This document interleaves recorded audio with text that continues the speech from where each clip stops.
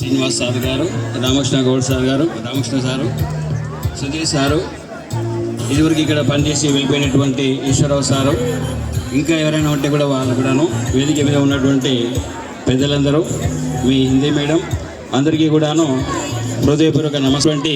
వంటమాలకి, క్లీనర్స్కి అందరికీ కూడాను నమస్కారాలు. చాలా ఓపికగా వింటున్నటువంటి ప్రియమైనటువంటి విద్యార్థులకి దీవెనలు.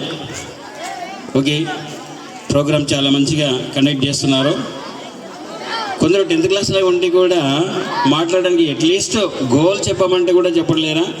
ఇది మీకు ఫుడ్, బెడ్, చదువు అన్నీ ఇక్కడే ఉన్నాయి కదా. ఇల్లు లాంటిది కదా, వసతి గృహం అంటే ఇల్లు లాంటిదే కదా. ఇంట్లో మాట్లాడడానికి భయపడతారు ఎవరైనా? ఏం భయపడరు కదా. సార్ వాళ్ళు మీకు పేరెంట్స్ లాగా, ఇంట్లో ఎందుకు భయపడరేం కదా.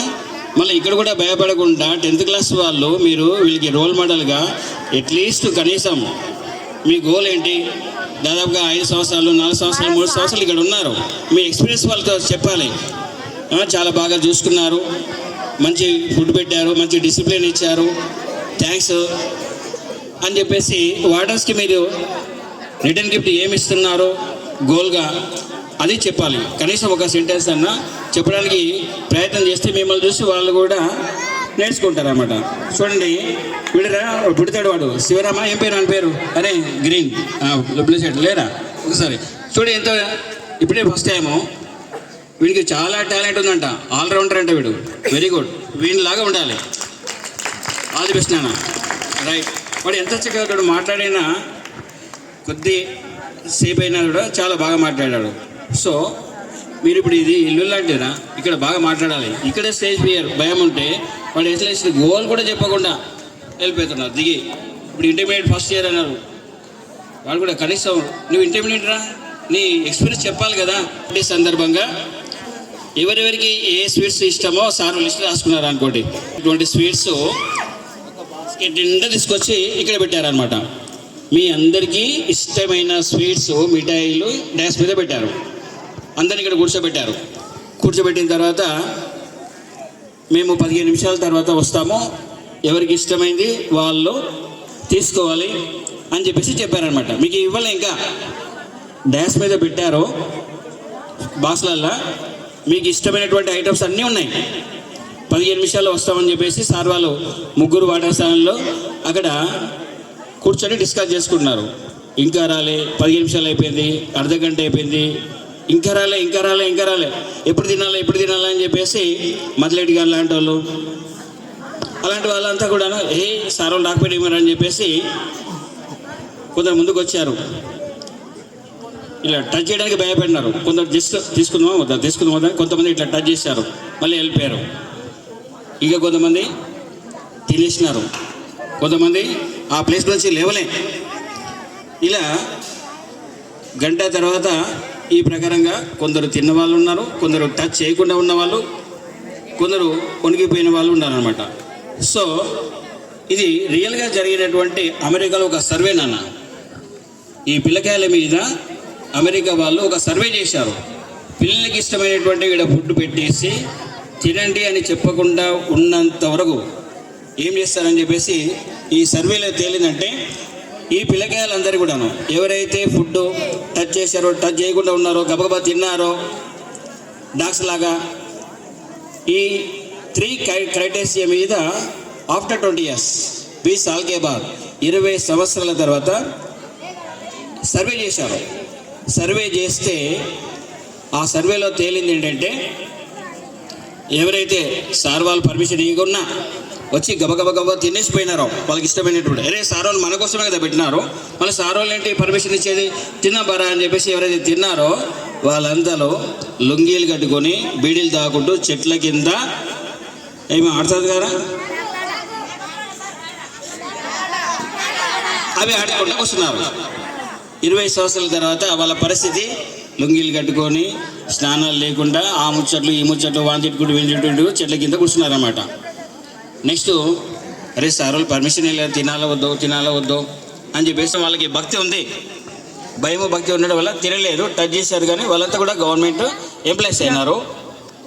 నెక్స్ట్, అమ్మో సార్ వాళ్ళు పర్మిషన్ ఇవ్వలేదు కదా, 15 నిమిషాలు కానీ, గంట కానీ, 2 గంటలు కానీ సార్ వాళ్ళ మాట మనం వినాలి అని చెప్పేసి గుడిసె పవన్ లాంటి వాళ్ళు, కె ప్రవీణ్ కుమార్ లాంటి వాళ్ళు, ఆదికేశవ లాంటి వాళ్ళు, మంజునాథ్ లాంటి వాళ్ళు, Narasimhulu, Mallesh etcetera etcetera list దగ్గర అలాంటి వాళ్ళందరూ లెవెలే అసలు. ఆఫ్టర్ 20 years వాళ్ళంతా కూడాను ఐఏఎస్ ఐపీఎస్ ఆఫీసర్లు ఉన్నారు. వాళ్ళే 100 మందికి ఉపాధి కల్పించేంత స్థాయికి ఎదిగారు. Real it's great. సో ఎవరైతే పెద్దల మాట, పేరెంట్స్ మాట, టీచర్స్ మాట, హాస్టల్ వెల్ఫేర్స్ మాటకు గౌరవించి భయభక్తులతో ఉంటారో వాళ్ళందరికీ ముక్కోటి దేవతల ఆశీస్సులతో ఆ స్థాయికి ఎదుగుతారు, ఆ స్థాయికి ఎదుగుతారు, ఆ స్థాయికి ఎదుగుతారు. సో మనకి ఇక్కడ వచ్చింది ఫుడ్ కోసం కాదు కదరా, ఫుడ్ కోసమేనా? దేనికోసం వచ్చాం? చదువుకోవడానికి. ఎందుకోసం వచ్చాం? చదువుకోవడానికి. సార్ ఫుడ్ బాగాలేదు, సాంబార్లు వాటర్ ఎక్కువైపోయినాయి, చికెన్ బాగలేదు, ఇవి బాగాలేదు అని పేర్లు పెట్టిన వాళ్ళందరూ ఏమవుతారు? వాళ్ళు చెట్ల కింద లుంగీలు కట్టుకొని ఉంటారా? ఎలా ఉన్నా సరే అడ్జస్ట్ అయిపోయి, ఫుడ్ ఎలా ఉన్నా సరే అడ్జస్ట్ అయిపోయిన వాళ్ళంతా కూడా ఐఏఎస్ ఆఫీసర్లు అవుతారు. ఏమవుతారు? మళ్ళీ మీ గోల్ ఏంటి? అయ్యేలా మీ గోల్ అలా ఉండాలి. బోర్ వస్తుందా? ఎస్ఎన్ఓ ఉన్నారా? ఇంకొక చిన్న 2 నిమిషాలు మాట్లాడవచ్చా? రైట్. మరి తెలంగాణ కదరా ఇది. మన స్టేట్ వెనకాల పక్కనే ఉన్నటువంటి కర్ణాటకలో రియల్గా జరిగినటువంటి ఒక సంఘటన ఇది కూడా. కర్ణాటకలో గొర్రెలు కాసేటువంటి ఒక ముసలైన పెద్ద మనిషి, అంటే అప్పుడు ముసలైన కాలే, జస్ట్ 20 సంవత్సరాల వయసు అంతా, రోజు గొర్రెలను తీసుకొని గొర్రెలను మేపడానికి వెళ్ళేవాడు. రోజు గొర్రెలను తీసుకొని, వర్షాకాలం నీళ్ళు ఉంటాయి పర్వాలేదు, చలికాలం కూడా కొన్ని ఉంటాయి పర్వాలేదు, ఎండాకాలం వస్తే నీళ్ళు ఉంటాయా వాటికి? గొర్రెలకి బర్రెలకి ఆవులకు ఉండే కదా, కష్టం కదా. అలా దాదాపుగా 100-200 గొర్రెలు తీసుకొని అతను రోజు గొర్రెలను మేపేవాడు. అతనికి తాగడానికి మంచి నీళ్ళు లేక, గొర్రెలకు పశువులకు కూడా మేకల నీళ్ళు లేక చాలా ప్రాబ్లం వచ్చింది. సరే ఏం చేద్దామని చెప్పేసి ఆయన కొండ మీదకి, ఒక పెద్ద గుడ్డ మీదకి తీసుకెళ్తాడు అనమాట వాటిని అనేది. ఇక్కడ ఒక చెరువు ఉంటే బాగుంటుంది కదా అని చెప్పేసి చేతిలో ఏముంటుంది వాళ్ళకి? కర్ర ఉంటుంది. ఆ కర్రతో మెల్లగా గోతి తేవడం మొదలెట్టాడు. దేంతో? కర్రతో. అంటే గుంత తీయడం మొదలెట్టాడు. ఆ గుంత తీస్తే ఇక్కడ నీళ్ళు ఆగుతాయి, వర్షం పడితే నీళ్ళు ఆగుతాయి, నీళ్ళు ఈ గొర్రెలకి బర్రెలకి ఆవులకి ఉపయోగపడతాయి అనేటువంటి ఆలోచనతో మెల్లమెల్లగా, ఆయన దగ్గర ఎలాంటి వెపన్స్ లేవు, పారగడ్డపార ఏం లేవు, ప్రొక్రేట్ లేదు, కర్రతో స్టార్ట్ చేశాడు. ఇంక మిగతా వాళ్ళంతా కూడా ఏం చేస్తున్నాడంటే చెరువు తవ్వుతున్నా అన్నాడు. ఏం చేస్తున్నాడంటే చెరువు తవ్వుతున్నా. అది వీడి పిచ్చోడరా, కట్టెతోటి చెరువు తవ్వుతున్నాడంట, కట్టెతోటి చెరువుతుండ. ఆయన పేరు రియల్ నేమ్ మర్చిపోయేసి అందరూ పిచ్చోడు. ఫర్ ఎగ్జాంపుల్ ఏమైనా సుబ్బయ్య అనుకుందాం. సుబ్బయ్య అనకుండా పిచ్చి సుబ్బయ్య, తిక్క సుబ్బయ్య, తిక్కోడు అని చెప్పేసి ఆ ఊర్లో అందరూ తిక్కోడు అన్నారు ఆయనను. అలా సంవత్సరం 2 సంవత్సరాలు అట్లా 40 years, ఆఫ్టర్ 40 years 40 సంవత్సరాల తర్వాత అదే కొండ మీద ఆయన 8 చెరువులుగా 8 చెరువులు తోవడం జరిగింది. కర్ర సహాయంతోనే సమృద్ధిగా ఫుల్ వర్షాకాలం వర్షం పడినప్పుడు అవన్నీ 8 చెరువులు నిండిపోయి తను మేపుతున్నటువంటి పశువులకి, గొర్రెలకే కాకుండా ఆ ఊర్లో చుట్టుముట్టున్నటువంటి పశువులంతా కూడాను వాటికి ఉపయోగపడేటివి. ఈ విషయం మెల్లమెల్లగా మంచి ఏదైనా సరే స్లోగా తెలుస్తుందా. అదే చెడు చేసిననుకో, ఎవడన్నా ఇక్కడ ఏమైనా చేసినట్టు చేయకూడదు, అది ఇమీడియట్గా స్ప్రెడ్ అయిపోతుంది. మంచి పని చేస్తే మంచి మార్కులతో, చూడండి సొంతంగా సిన్సియర్గా రాసిన వాళ్ళది పైకి రాడు వాడు, అంటే ఇక్కడ వాడికి సన్మానాలు ఉండవు. అల్లరి పని చేసిన వాడికే బాగా తెలిసిపోతాయి అన్నమాట. అలా మెల్లమెల్లగా గవర్నమెంట్ దృష్టికి వచ్చేసింది అది. ఈయన చేసినటువంటి విషయం తెలిసిన తర్వాత అతనికి కొన్ని లక్షలు కర్ణాటక గవర్నమెంట్ అవార్డు ఇచ్చింది అనమాట. వాళ్ళకి పూరి గుడిసె తినడానికి కూడా తిండలేదు. ఇస్తే ఆ డబ్బులంతా కూడాను ఎవరిచ్చారు? ఆయనకు లక్షలు గవర్నమెంట్. ఏ గవర్నమెంట్? కర్ణాటక గవర్నమెంట్. అందులో ఒక్క రూపాయి కూడా తీసుకోకుండా ఆ డబ్బుల్ని మొత్తము మళ్ళీ చెరువుల కోసమే, ఇంకా కొన్ని చెరువుల కోసమే అతను తవ్విందని 8 ప్లస్ గవర్నమెంట్ ఇచ్చినటువంటి డబ్బుతో మళ్ళీ 6 చెరువులు, మొత్తం 8 + 6 ఎన్ని? 14 చెరువులు ఆ ఏరియాలో తవ్వి ఆయన చాలా ఫేమస్ అయిపోయాడు. చదువు రాదు, ఏబీసీలు రావు, వాళ్ళు రావు, 1 2 3 స్పెల్లింగ్ రాదు, అన్ఎస్కేటెడ్ అయినా ఫేమస్ అయిపోయాడు. సో లక్ష్యం మనకంటూ ఒక ఏం ఉండాలి. ఈ సృష్టిలో ఎన్నో రకాల జంతువులు జీవరాశులు పుడుతున్నాయి కదా. ఏదో ఒకటి మంచి పని, మన మనుషులం కదా, ఏదో ఒక మంచి పని చేయాలి, ఏదో ఒక మంచి పని చేసి ఫేమస్ అవ్వాలి. Doctor APJ Abdul Kalam, Swami Vivekananda, doctor BR Ambedkar, Mother Teresa ఇలాంటి వాళ్ళు ఉన్నారు కదా చాలామంది. వాళ్ళు మంచి పని చేసినందుకే కదా మనం ఇష్టం వాళ్ళ గురించి చదువుకుంటున్నాం. మీరు అంత మంచి పని చేయాల్సిన అవసరం లేదు. ఇక్కడ ఉన్నంత వరకు బుద్ధిగా మీ అమ్మా నాన్నల మాట వినేసి, ఇక్కడ హాస్టల్ వెల్ఫేర్ ఆఫీసర్స్ మాట వినేసి, వంట వాళ్ళ మాట వినేసి, స్కూల్లో హెడ్ మాస్టర్ టీచర్స్ మాట వింటే మీరు కూడా అలాంటి మంచి మేధావులు అవుతారమ్మా. అలాంటి మంచి మేధావులు అవుతారు. ఓకే, క్రమశిక్షణ చాలా ఇంపార్టెంట్. ఇందాక కూడా చూశాను, నిన్న కూడా చూశాను, చాలామంది డిఫరెంట్ కటింగ్ రా. నేను 5 గంటలకు వచ్చి వీళ్ళకి లేపినప్పుడు, బిడ్డ ఆ కటింగ్ ఉంటే పెనాల్టీ ఇస్తాను, కటింగ్ బ్యాంగిల్ రా, అది మారణాయుధం. బ్యాంగిల్స్ ఎవరు పెట్టుకుంటారా, అమ్మాయిలా అబ్బాయిలా? అమ్మాయిలు పెట్టుకుంటారా అబ్బాయిలు పెట్టుకుంటారా? స్టీల్వి. కాబట్టి ఆ స్టీల్ బ్యాంగిల్స్, మష్రూమ్ కటింగు, చిరిగిపోయినటువంటి జీన్స్ ఇది కాదు. ఇల్లు చూసి ఇల్లాలు ఎలాంటిదో చెప్పొచ్చు కదా. Face is the index of the character. మన ఫేస్ చూసి వీళ్ళు ఎలాంటి వాళ్ళో చెప్పొచ్చు. మన డ్రెస్ కోడ్ చూసి ఈ అబ్బాయి ఎలాంటి వాడో చెప్పొచ్చు.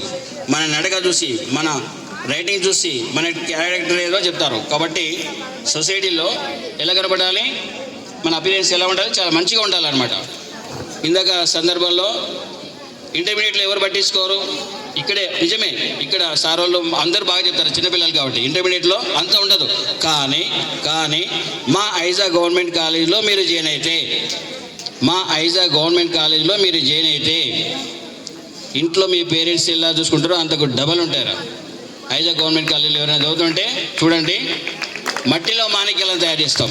ఇక్కడ ఇలా మట్టిలో మాణిక్యాలను డిస్ట్రిక్ట్ టాపర్స్ ఉన్నారు, డాక్టర్స్ అయినారు, లాయర్స్, ఇంజనీర్స్ అయినారు. నా స్టూడెంట్ చాలా బాగా ఉంటాయి. సో వాళ్ళు చెప్పినా చెప్పకపోయినా మీ బాధ్యత అదిగా, అప్పటికి పెద్దగా ఉంటారు కదా. కాబట్టి మీ గోల్ ఏంటి, ఇందాక చెప్పినారు కదా, మంచి మార్కులతో కష్టపడి చదివి మంచి ఉద్యోగాలు తెచ్చుకోవాలి అన్నది మీ గోల్. వాళ్ళు చెప్పినా చెప్పకపోయినా మీ గోల్ మీరు చేసుకోవాలన్నమాట.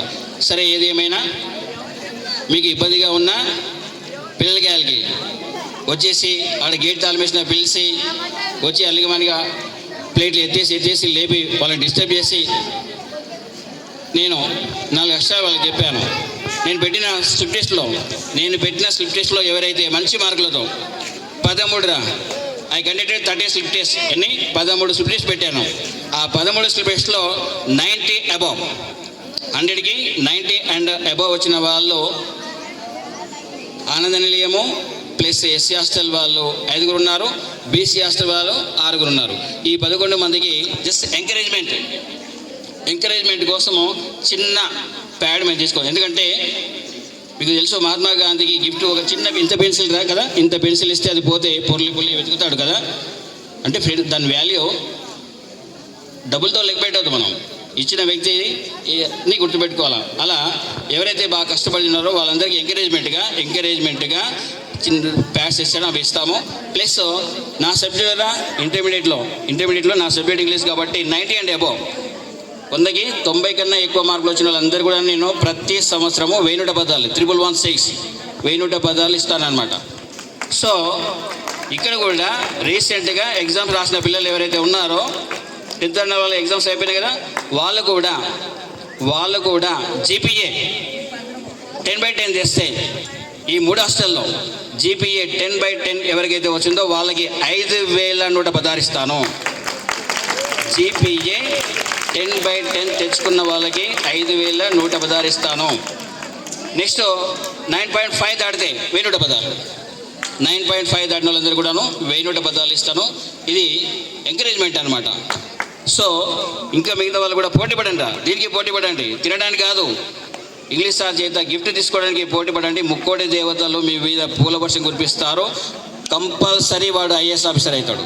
మా పిల్లకాయలు కూడా అదే చెప్తాను, ఇంటర్మీడియట్ వాళ్ళు కూడా మట్టిలో మాణిక్యాలు, అక్కలు అన్నాలు, అంత బాగుంటుంది. లేట్ నీకు సారీ సార్, సరే అమ్మ తీసుకురాను వాళ్ళ పేర్లు. సరే ఇప్పుడు ఆనంద నిలయం వాళ్ళు ఎస్సీ హాస్టల్ వాళ్ళు లేరు కదా, అందుకని చెప్పేసి ఈ వ్యాక్స్ని మన శ్రీనివాస్ సారు, ప్రభాకర్ సారీ మన రామకృష్ణ సార్ తీసుకో సార్. ఓకే, ఇది కంప్లీట్ అయిన తర్వాత అది ఇస్తారు. మిగతా బీసీ హాస్టల్ వాళ్ళవి కూడా సార్కి ఇస్తాను వాళ్ళు పిలిచిన తర్వాత. ఓకే, ఇంతసేపు ఓపికగా విన్నందుకు చాలా థ్యాంక్స్ అన్న. అందరూ కూడా మంచి డిసిప్లిన్తో మంచి మార్కులతో పాస్ కాండి. మన సార్ వాళ్ళకి, స్కూల్స్కి, హాస్టల్కి, పేరెంట్స్కి మంచి పేరు తీసుకురావాలని వెళ్ళిన వాళ్ళంతా కూడాను మీకు ఏం మళ్ళీ ఇంటర్మీడియట్ డిఎస్ మంచి హైయర్ ఎడ్యుకేషన్తో మంచి పొజిషన్లో ఉండి సార్ నేను ఇలా చేస్తున్నాను చెప్పేసి అప్పుడప్పుడు